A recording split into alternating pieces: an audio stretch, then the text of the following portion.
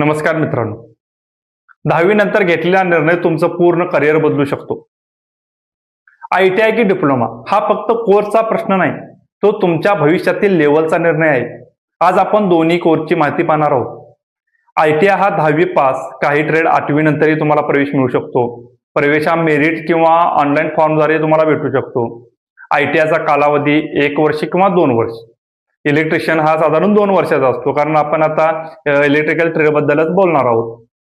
आता इलेक्ट्रिकल ट्रेडमध्ये काय शिकवलं जातं, तर basic electrical theory, house wiring, industrial wiring, त्यानंतर AC motor, DC motor, motor rewinding, star delta starter, single page supply, 3 page supply, control panel basic, safety rules, हे सर्व विषय ITI मध्ये शिकवले जातात. ITI नंतर तुम्हाला अप्रेंटिससाठी संधी भेटू शकते. सरकारी कंपनीमध्ये असेल, रेल्वेमध्ये, महावितरणमध्ये, भेल प्रकारच्या उद्योगात तुम्हाला अप्रेंटिस म्हणून संधी चांगली भेटू शकते. प्रायव्हेट कंपनीमध्ये टेक्निशियन म्हणून तुम्ही काम करू शकता. स्वतःचा इलेक्ट्रिकल व्यवसाय सुरू करू शकता.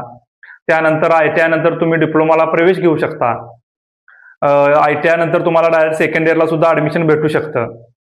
आता डिप्लोमा बद्दल आपण पूर्ण माहिती घेणार आहोत.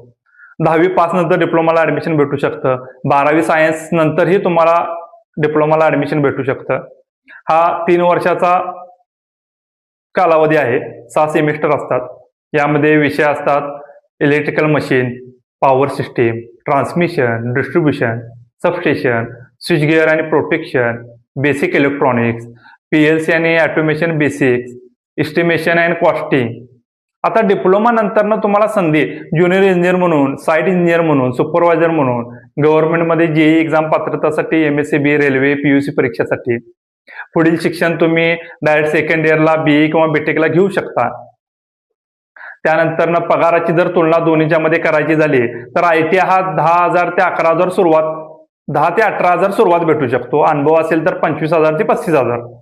डिप्लोमाला सुरुवात तुम्हाला 15,000 ते 30,000 आणि अनुभव असेल तर 50,000 शक्य आहे. गव्हर्नमेंटमध्ये स्थिर पगार आहे, सुविधा भेटू शकतात.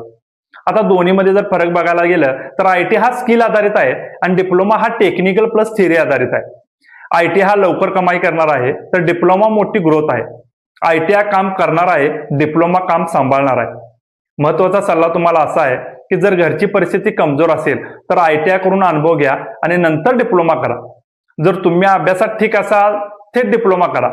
दोन्ही करून पुढे जाणारे लोक सर्वात यशस्वी होतात.